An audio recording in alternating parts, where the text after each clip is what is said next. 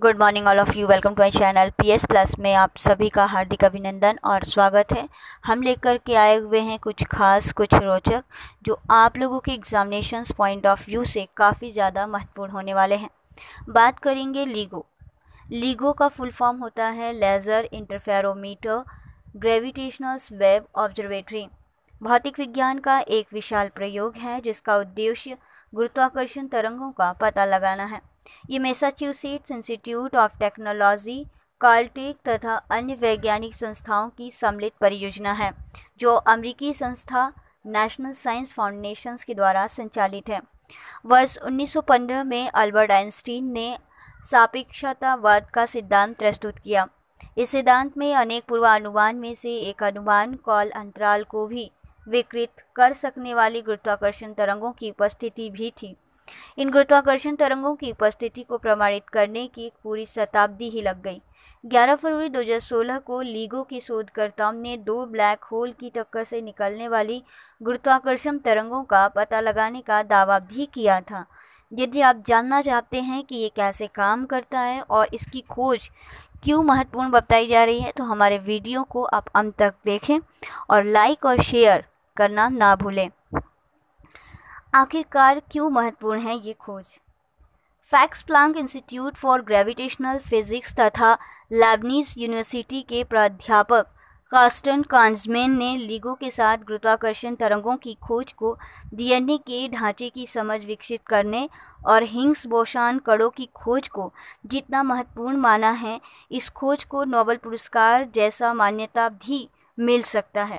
इस खोज के महत्व का अनुमान इस बात से लगाया जा सकता है कि इन्हें शताब्दी की सबसे बड़ी खोज मानी जाती है। दशकों से वैज्ञानिक इस बात का पता लगाने का प्रयास कर रहे थे कि क्या गुरुत्वाकर्षण तरंगों को देखा जा सकता है अथवा महसूस किया जा सकता है। इसकी खोज के लिए एक अंतरिक्ष एजेंसी ने लीज पाइथफाइंडर नाम से अंतरिक्ष यान भी अंतरिक्ष में प्रक्षेपित किया था। 1.25 अरब वर्ष पहले ब्रह्मांड में दो ब्लैक होल आपस में टकराए थे। इस टक्कर से तात्कालिक अंतरिक्ष का स्वरूप बदल गया था। इस तरंग उत्पन्न हुई और इस तरंग से किसी तालाब में पैदा तरंगों की तरह लगातार बढ़ रही थी।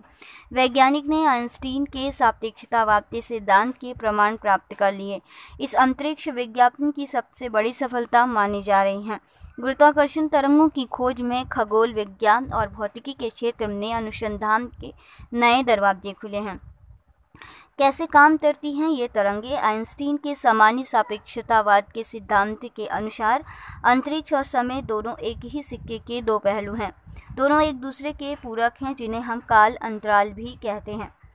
सामान्य तौर पर गुरुत्वाकर्षण बल एक आकर्षित करने वाली यानी खींचने वाली बल है, किंतु आइंस्टीन के अनुसार गुरुत्वाकर्षण काल अंतराल को मोड़ देता है, उन्हें विकृत कर देता है और इस प्रभाव को हम निकाकर्षण बल के रूप में देखते हैं।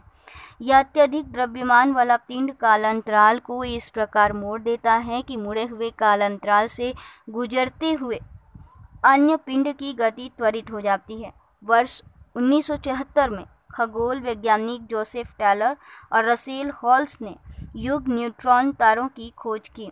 ये तारे एक दूसरे की परिक्रमा अत्यधिक तीव्र गति से करते थे।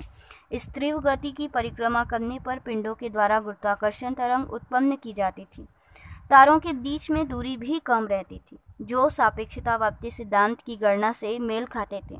टेलर और हल्स को उनकी खोज के लिए भौतिकी का नोबेल पुरस्कार भी प्रदान किया गया। अप्रत्यक्ष रूप से उन्होंने गुरुत्वाकर्षण तरंगों की खोज की। जय भारत, जय हिंद।